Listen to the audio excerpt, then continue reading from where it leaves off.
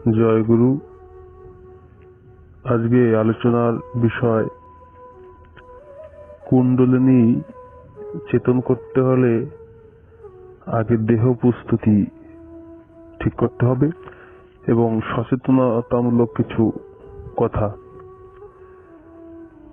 জমি ভালোভাবে তৈরি না করলে যেমন ফসল হয় না, সেই রকম মানব দেহেও ঠিকমতো তৈরি করতে হয়।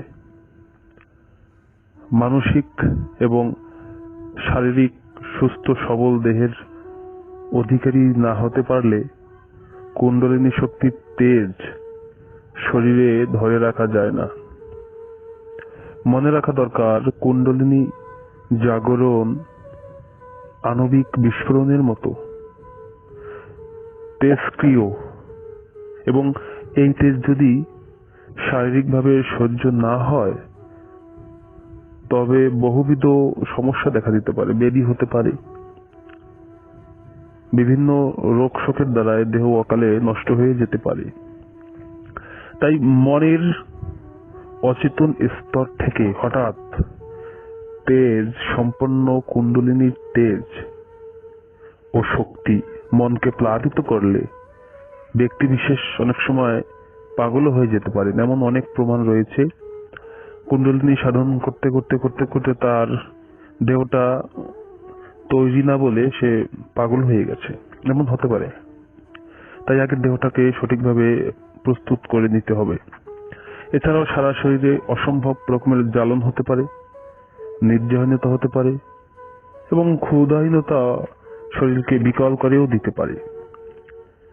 এই শক্তি জাগরণের প্রচেষ্টার আগে মানুষকে আত্মনিয়ন্ত্রণ করতে শিখতে হয়। কেবল তাহলেই যে সে কুণ্ডলিনী নিঃসৃত প্রচন্ড শক্তি ধারণ করতে পারে। তাই দেহটাকে ঠিক করা অতি কর্তব্য। কুণ্ডলিনী শক্তি জাগরণের সময় দেহে তাপ সৃষ্টি হয় এবং সেই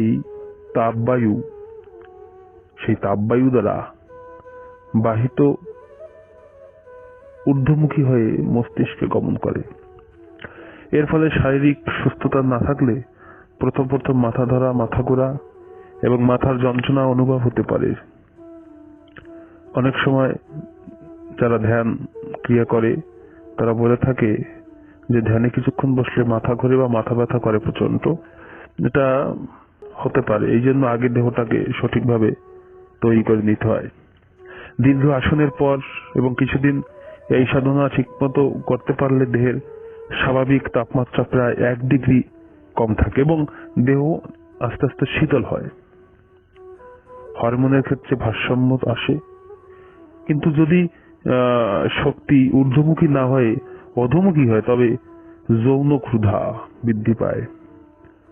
যদি সঠিকভাবে এই ক্রিয়াগুলো না করা যায়, কুণ্ডলিনী চেতন ক্রিয়া, যদি শক্তি উপরের দিক না উঠে নিচের দিকে চলে যায় তবে মানুষের আরো কাম বৃদ্ধি পায়, যৌন ক্ষুধা বৃদ্ধি পায়, তার অত্যন্ত ক্রোধ বৃদ্ধি পায়, সে অনেক রেগে যায়। সেজন্য আগে কি করতে হবে? আগে প্রকৃত গুরুর তত্ত্বাবধানে থেকে এই যোগ সাধনা করা উচিত, নচেত হিতে বিপরীত হতে পারে। তাই সবার কাছে এটাই আমার বলার ইচ্ছা, কুণ্ডলিনী সাধন করতে হলে আগে সৎ গুরুর নিকট থেকে তার তত্ত্বাবধানে তার উপদেশ মতো ক্রিয়াগুলো করলে অতি তাড়াতাড়ি সাধন সিদ্ধ হতে পারে। আজকে পর্যন্তই। সবাই ভালো থাকবেন। জয় গুরু।